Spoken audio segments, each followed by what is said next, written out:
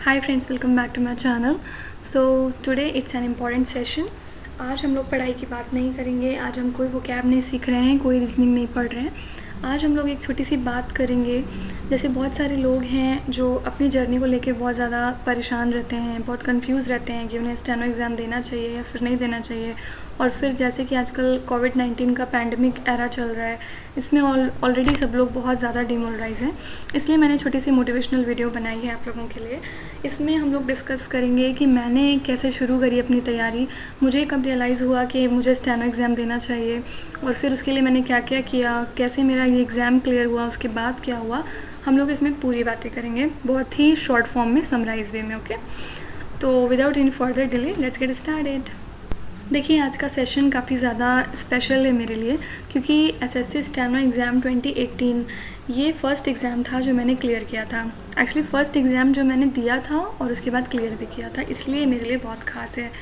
No matter कि मैं उसमें बाद में मैंने जॉब ली नहीं ली, या मैंने बाद में कुछ और चूज़ किया, ये सब अभी हम लोग आगे डिस्कस करेंगे। लेकिन फिर भी फ़र्स्ट एग्ज़ाम जो आप देते हैं उसके बाद आप क्लियर करते हैं, वो एक बहुत अच्छी फीलिंग होती है। ऑब्वियसली आप तैयारी करने जाते हैं, आपको नहीं पता होता है क्या होगा आगे, क्या नहीं होगा। लेकिन उसके बाद जब आप कोई एग्ज़ाम, पहला एग्ज़ाम देते हैं, आप जब अपने आप को उस रिज़ल्ट में देखते हैं कि इतने सारे लोगों के बीच में आपका नाम है, तो वो ऑटोमेटिकली आपके लिए वो बहुत स्पेशल हो जाता है। वो एग्ज़ाम, वो मोमेंट, वो रिज़ल्ट, वो सब कुछ आपके लिए बहुत अच्छा हो जाता है। तो इसलिए मैं बोल रही हूँ कि आज का सेशन बहुत इंपॉर्टेंट है। आई होप आप लोग कुछ इससे सीखेंगे, आपका ये टाइम बिल्कुल फालतू नहीं जाएगा ये वीडियो देखना। तो देखिए, एक्चुअली मैंने कभी नहीं सोचा था कि मैं स्टेनो एग्ज़ाम दूँगी। मैंने हमेशा सीजीएल के लिए प्रिपरेशन की थी। जब मैंने कोचिंग अपने स्टार्ट की थी, तो मैंने सबसे पहले ऑफ़लाइन कोचिंग शुरू की थी, और वो थी सीजीएल के लिए। मैंने स्टेनो के लिए कोई कभी कुछ नहीं सोचा था। जब मैंने सीजीएल की तैयारी शुरू की थी, मुझे पता भी नहीं था एक्चुअली कि स्टेनो एग्ज़ाम होता है या उसमें क्या आता है क्या नहीं, मुझे कुछ भी नहीं आइडिया था। उसके बाद एक्चुअली क्या हुआ कि नवंबर 2018 में इसका फॉर्म आया। देन आई थॉट कि भर देते हैं, एसएससी से रिलेटेड है तो भर देते हैं। मुझे नहीं पता था कि, मुझे तब तक एक्चुअली नहीं पता था कि इसका सिलेबस क्या है, क्या पढ़ना है, जॉब लेनी है नहीं लेनी है, कुछ नहीं सोचा। बस फॉर्म आया और मैंने उसको भर दिया। देन दिसंबर में मैंने सोचा, क्योंकि एक्चुअली जो सीजीएल था वो होने को था मई में, और मेरे पास ऑब्वियसली 6 महीने का टाइम था। तो आई थॉट कि ठीक है, स्टेनो अब दे रहे हैं तो सीरियसली देते हैं, क्योंकि सिर्फ मैथ्स छोड़ के बाकी सिलेबस आपका सेम रहता है सीजीएल के टाइप का ही। तो मैंने सोचा ठीक है, एक बार अच्छे से पता चल जाएगा कि मेरे मैथ्स छोड़ के बाकी तीनों सब्जेक्ट पे मेरी ग्रिप अभी कैसी है। तो दैट्स वाई आई थॉट कि अब टाइम आ गया है सीरियस होने का, क्योंकि इसका एग्ज़ाम जो था वो 6 फरवरी 2018 को था, और नवंबर में इसका फॉर्म मैंने लास्ट डेट में एक्चुअली भरा था, 20 नवंबर। I still remember it. और उसके बाद फिर दिसंबर में मैं सीरियस हो गई थी इसके लिए कि अब ठीक है, मैथ्स थोड़ा सा साइड करते हैं और 3 सब्जेक्ट पढ़ते हैं अच्छे से, एग्ज़ाम देते हैं, देखते हैं क्या होता है। उसके बाद 2 महीना मैंने अच्छे से पढ़ाई की थी। मतलब मुझे याद है कि मैंने मैथ्स को तो एकदम किनारे लगा दिया था। ये ऑब्वियसली मेरी बहुत बड़ी गलती थी, मुझे ऐसा नहीं करना चाहिए था, मैथ्स को पूरी तरह से नहीं छोड़ना चाहिए था, क्योंकि मुझे सीजीएल अगर देना था तो मैथ्स उसके लिए बहुत इंपॉर्टेंट होता है, और मैंने मैथ्स को एकदम किनारे लगा दिया था। और I kept only focusing on these 3 subjects, that is reasoning, English and GA. तो ऑब्वियसली मैं आपको यही बताती हूँ कि अगर मैंने 2 महीने पढ़ के, I studied only for December and January, और फरवरी फर्स्ट वीक में मेरा एग्ज़ाम था। तो अगर सिर्फ 2 महीने पढ़ के मैंने एग्ज़ाम क्लियर किया है, then why can't you? That's the only motive for me to join the YouTube channel and help you guys. अगर मैं कर सकती हूँ सिर्फ ये सोच के कि मुझे एक्सपीरियंस चाहिए सीबीटी एग्ज़ाम का, और मुझे कभी नहीं जाना था स्टेनोग्राफी में, जब सिर्फ मैंने ये इसलिए भरा था कि सीजीएल के पहले एक बार एक्सपीरियंस हो जाएगा कि सीबीटी में क्या होता है, कैसे होता है, और जाते हैं वहाँ पे क्या लेकर जाते हैं क्या नहीं, वहाँ पे क्या क्या होता है, वेरिफिकेशन, ये सब कुछ बस मुझे एक बार एक्सपीरियंस करना था। That's why I field SSC steno exam. तो ये हो गई मेरी 2 महीने की कहानी। इसके बाद अब हम बात करेंगे आगे की। तो अब हम डिस्कस करने वाले हैं कि मेरी स्ट्रैटेजी क्या थी। ये तो मैंने आप लोग को बता दिया कि मैंने 2 महीने सिर्फ पढ़ाई की, लेकिन उन 2 महीनों में 60 दिन में मैंने क्या पढ़ा, मैंने क्या स्ट्रैटेजी बनाई थी, ये मैं आप लोग से बताती हूँ। अब देखिए, मैंने आपको पहले ही बताया कि मैंने मैथ्स को तो एकदम किनारे लगा दिया था, मुझे एकदम कोई वास्ता मेरा रह नहीं गया था मैथ्स के साथ, सिर्फ मैंने 3 सब्जेक्ट पे फोकस किया था। और देखिए, रीजनिंग में मैंने क्या किया था, रीजनिंग में आपके पास नेट है, आपके पास यूट्यूब है, आपके पास गूगल है, सब कुछ है। आप बहुत इजीली रीजनिंग के क्वेश्चंस डेली प्रैक्टिस कर सकते हैं। 1 घंटे डेली प्रैक्टिस करिए रीजनिंग में, और आप CGL, CHSL, MTS, JEE कोई भी SSC का एग्ज़ाम दे रहे हैं, आप बहुत आसानी से क्रैक कर सकते हैं। देखिए रीजनिंग में एक्चुअली क्या होता है कि अगर आपने 10 दिन दे दिए, मान लीजिए 10 दिन आपने दिए, अच्छे से एक बार सारा टॉपिक देख लिया, एक्सेप्ट फॉर द टॉपिक्स जैसे कैलेंडर है, क्लॉक है, इसमें आपको थोड़ा सा और टाइम लग सकता है। बाकी ये सब जो एनालॉजी, क्लासिफिकेशन, ये सब बस वन टाइम रीडिंग टॉपिक्स होते हैं, सिर्फ आपने एक बार पढ़ा, दैट्स एनफ। उसके बाद सिर्फ प्रैक्टिस की ज़रूरत होती है, दैट्स इट। तो मैंने रीजनिंग पढ़ ली थी 6 महीने में ऑब्वियसली, जब मैं CGL के लिए तैयारी कर रही थी। तो रीजनिंग में मैंने सिर्फ और सिर्फ प्रैक्टिस करी एज़ मच एज़ पॉसिबल। और इसके अलावा GA में मैंने पढ़ा था, मैंने जो भी नोट्स बनाए थे CGL के, मेरी कोचिंग से जो मुझे थोड़े बहुत नोट्स मिले थे। उसके अलावा मेरा GS में पहले से भी काफ़ी ज़्यादा मेरा एक्चुअली बैकग्राउंड आर्ट्स की साइड से नहीं है, लेकिन फिर भी मुझे काफ़ी इंटरेस्ट रहा है GS में। तो मैं शुरू से ही कुछ ना कुछ हिस्ट्री, पॉलिटी पढ़ते ही रहती थी, तो इसकी वजह से मुझे इसमें ज़्यादा प्रॉब्लम नहीं हुई GS में। और स्टैटिक ज़्यादा पढ़ती थी, क्योंकि स्टैटिक थोड़ा याद करना पड़ता है, रटना पड़ता है, रिवाइज़ करना पड़ता है बार बार, तो मैंने स्टैटिक वाली चीज़ पे ज़्यादा फोकस किया था। और इसके अलावा मैं सब कुछ रिवाइज़ करती थी, खाली जो भी मैंने पढ़ा था वो अच्छे से GS में रिवाइज़ करती थी। और मैंने सबसे ज़्यादा इम्पॉर्टेंट काम जो किया था, जो मुझे बहुत ज़्यादा हेल्प किया था एग्ज़ाम में, वो ये कि मैंने प्रीवियस ईयर पेपर पूरा सॉल्व किया था। मैंने 9-10 साल के प्रीवियस ईयर पेपर की एक बुक खरीदी थी, आई स्टिल रिमेंबर। बस वही एक बुक मैंने ख़रीदी थी स्टेनो एग्ज़ाम के लिए, बाकी कुछ नहीं लिया था, कोई स्टडी मटेरियल कुछ भी नहीं ख़रीदा था, कोई भी, मतलब यहाँ तक कि जैसे बहुत सारे अब पेड टेस्ट चलते हैं, पेड मॉक्स चलते हैं, ये सब मैंने कुछ नहीं किया था। सिर्फ वही एक बुक ख़रीदी थी, उसमें शुरू में 10 प्रीवियस ईयर पेपर थे, और उसके बाद थोड़े से मॉक्स थे, उसमें आई गेस 5 या 6 थे पेपर। तो बस मैंने वही सॉल्व किया था, और जो प्रीवियस ईयर पेपर सॉल्व किया था उसको अच्छे से एनालाइज़ किया था, अपनी गलतियाँ कहाँ में फ़ॉल्ट हो रही है मेरी। मैं जैसे मैंने पेपर सॉल्व किया, उसके बाद फिर रीजनिंग, मान लीजिए मैंने कोई एक रीजनिंग का टॉपिक आज सॉल्व किया 25 क्वेश्चन या फिर 50 क्वेश्चन, तो उसमें मैं अपना स्कोर लिख देती थी। फॉर एग्जांपल मेरे आज 43 आए, फिर कल मेरे 44 आए, कल 40 आए, तो मैं उस पर हमेशा स्कोर अपना डाल देती थी कि इस टेस्ट में मेरे कितने स्कोर्स आए थे। और एक गलती मैंने कभी नहीं की, वो मैं आपको भी सजेस्ट करूँगी, वो ये कि अगर आप ऑफलाइन मॉक्स लगा रहे हैं, ऑफलाइन पेपर कोई भी सॉल्व कर रहे हैं, यहाँ तक कि आप अगर किरण पब्लिकेशन की GS वाली बुक भी सॉल्व कर रहे हैं, तो कभी भी आप उसमें अपने आंसर्स मत टिक करिए। अगर आपको एक बार आता है ठीक है, आप उसमें आंसर्स मत टिक करिए, लेकिन वो आप बाद में इरेज भी करेंगे तब भी वो मार्क रहता है। इसलिए फिर क्या होता है कि आपका ब्रेन काम करना बंद कर देता है, वो आपकी नज़र सीधे क्वेश्चन पे जाएगी, फिर आंसर पे जाएगी, तो वो आपको कभी याद नहीं रहेगा। आप उसमें आंसर बिना मार्क किए जितनी बार आप उस पेपर को सॉल्व करिए, आप पीछे आंसर देखिए, टैली करिए कि आपको याद है कि नहीं याद है। ओके, तो मैंने ये चीज़ भी करी थी, मैंने उस बुक में कभी टिक नहीं किया था आंसर, हमेशा मैंने एटलीस्ट प्रीवियस ईयर पेपर 3-4 बार मैंने उसको पूरा लगाया था, और धीरे धीरे इम्प्रूव हुआ। जितने भी GS क्वेश्चन थे वो ऑब्वियसली याद होना शुरू हो गए।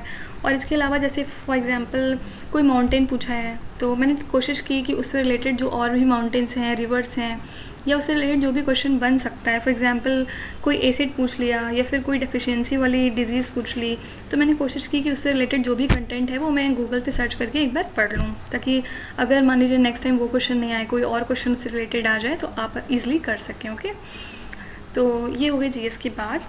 और इंग्लिश में भी मैंने कुछ खास नहीं किया। देखिए इंग्लिश में आपका एक्टिव, पैसिव और इसके अलावा डायरेक्ट, इनडायरेक्ट, ये दोनों बहुत ज़्यादा इंपॉर्टेंट होता है। 10 क्वेश्चंस आते हैं इससे, तो मैंने इसकी बहुत अच्छी प्रैक्टिस की थी।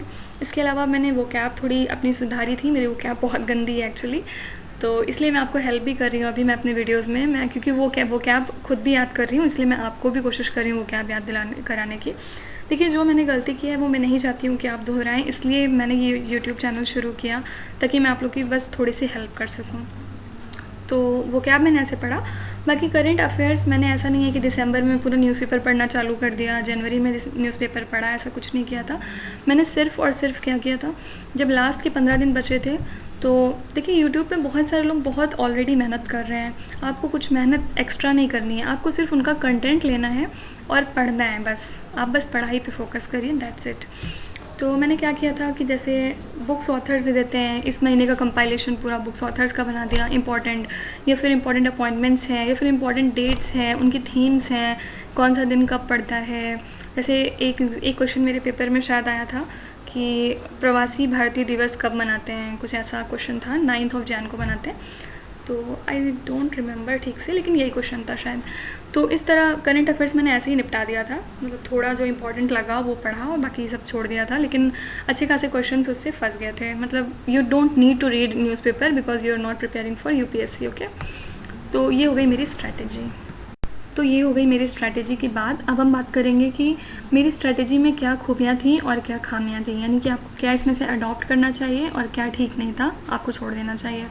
तो सबसे पहली बात तो ये कि मैंने आपको बताया कि मैंने एक बुक ख़रीदी थी सिर्फ स्टेनो एग्ज़ाम के लिए। उसमें जो भी पीछे मॉक्स दिए हुए थे 5-6 मॉक्स, मैंने वो अच्छे से सॉल्व किया था 2-3 बार एटलीस्ट। और इसके अलावा मैंने ऑनलाइन मॉक बहुत कम दिया था, आई गेस 2 या 3 दिया होगा खाली बस। तो इसकी वजह से हुआ ये था कि वहाँ पे मेरा थोड़ा स्पीड इशू हो गया था, क्योंकि रीजनिंग में मुझे टाइम लग रहा था और इस मतलब कभी दिया नहीं था, मतलब ऐसे घर में प्रैक्टिस की नहीं थी ज़्यादा ऑनलाइन एग्ज़ाम की। तो वहाँ पहली बात तो 2 घंटे का पेपर था, सीटिंग पेशेंस ख़त्म हो जाता है बच्चों का। और उसके बाद आपको ये दिक्कत भी आ सकती है स्पीड वाली कि आपके पास लास्ट में टाइम नहीं बच रहा है। पहले आप सोचते हैं कि 2 घंटा है, बहुत टाइम है, लास्ट में आके अगर आपने प्रैक्टिस नहीं की है तो वो टाइम कहाँ चला जाता है, कैसे उड़ जाता है, आपको पता भी नहीं चलेगा। तो ये मेरे हिसाब से मेरा डिसएडवांटेज था कि मुझे थोड़े से और ऑनलाइन टेस्ट देने चाहिए थे। तो आप ये गलती मत करिएगा। आप ऑफलाइन अगर कर रहे हैं तो इट्स ओके। ऑफलाइन में ये होता है कि आप ज़्यादा अच्छे से एनालाइज़ कर पाते हैं अपने आप को और याद भी कर सकते हैं बाद में, वो आपके पास रहता है हमेशा। लेकिन आप ये कोशिश करिएगा कि आप ऑनलाइन भी दे दीजिए। जैसे स्टेनो एग्ज़ाम में बहुत सारे फ्री मॉक्स पड़े हैं नेट पे, टेस्टबुक.com है, ग्रेडअप है और बहुत सारे ऐसे साइट्स हैं, उस पर पड़े हुए हैं बहुत सारे मॉक्स। तो आप वही सारे मॉक्स प्रैक्टिस करिए, कुछ आपको ख़रीदने की एक्स्ट्रा ज़रूरत नहीं है। स्टेनो एग्ज़ाम के लिए उतना ही सफिशिएंट है। और इसके अलावा मैंने आपको बताया कि मैथ्स, अगर आप सीजीएल की प्रिपरेशन कर रहे हैं तो मैथ्स को पूरी तरह से साइड मत करिएगा। एटलीस्ट थोड़ा पढ़िए, ठीक है, बेसिक्स ही पढ़िए, आप एडवांस मैथ्स मत पढ़िए कि वो टाइम कंज्यूमिंग रहेगा। क्योंकि तो आप मैथ्स पढ़िए, थोड़ा बहुत ही पढ़िए, बेसिक चैप्टर्स उसमें जो हैं, जो आपको आते हैं, मतलब कुछ भी हो, लेकिन आप पेन पेपर लेके 1 घंटा प्रैक्टिस ज़रूर करिए मैथ्स। नहीं तो वो आपकी प्रैक्टिस कब छूट जाएगी, पेन पेपर हाथ नहीं चलेगा आपका 3 महीने बाद जब आप उठाएंगे फिर से मैथ्स। तो इसलिए आप थोड़ी सी प्रैक्टिस में रहिए, उसको पूरी तरह से किनारे मत करिए। और इसके अलावा देखिए स्टेनो एग्ज़ाम में एक अच्छी चीज़ ये होती है, मैंने आपको बताया कि उसमें कुछ टॉपिक्स ऐसे हैं जो बहुत हाई वेटेड हैं। फॉर एग्जांपल रीजनिंग में आप बहुत अच्छा स्कोर कर सकते हैं। रीजनिंग के टॉपिक्स बहुत ईजी आती है रीजनिंग। तो आप उसमें आराम से, अगर आप अच्छे स्टूडेंट हैं तो 45+ आराम से ला सकते हैं। इसके अलावा मैंने आपको इंग्लिश में भी बताया है बहुत बार कि पैसिव, एक्टिव, डायरेक्ट, इनडायरेक्ट हो गया। इसके अलावा इडियम्स एंड फ्रेजेस हैं, ये सब आप बहुत आसानी से इसमें स्कोर कर सकते हैं। तो जिसमें आप स्कोर कर सकते हैं या फिर जिसमें आप अच्छे हैं उसको आप पहले फिनिश करिए। बाकी अगर आपको किसी चीज़ से, जैसे फॉर एग्जांपल वोकैब है, अब वोकैब आप 1 दिन में तो पढ़ नहीं लेंगे, तो उसके पीछे आप ज़्यादा मत भागिए। वोकैब ठीक है, आप पढ़िए, डेली थोड़ा थोड़ा पढ़िए, वो कहीं ना कहीं आपको हेल्प करेगा, लेकिन आप बहुत ज़्यादा उसके पीछे जान मत दीजिए एकदम। जो हाई वेटेड टॉपिक्स हैं उनको आप पहले फिनिश करिए, बाद में आपको टाइम जो भी मिलेगा उसमें आप जो आपके थोड़े से वीक एरियाज़ हैं उस पर वर्क कर लीजिएगा। ओके। और रीजनिंग में मैंने आपको बताया कि आप मिसलेनियस क्वेश्चंस करने की कोशिश करिए, एक बार पूरा पढ़ लीजिए। और जैसे कैलेंडर है, क्लॉक है, और ये सब टॉपिक थोड़े से अच्छे टॉपिक माने जाते हैं, तो इनको आप जैसे वीकली या फिर 15 दिन में रिवाइज़ करते रहिए, ज़्यादा बेटर रहेगा।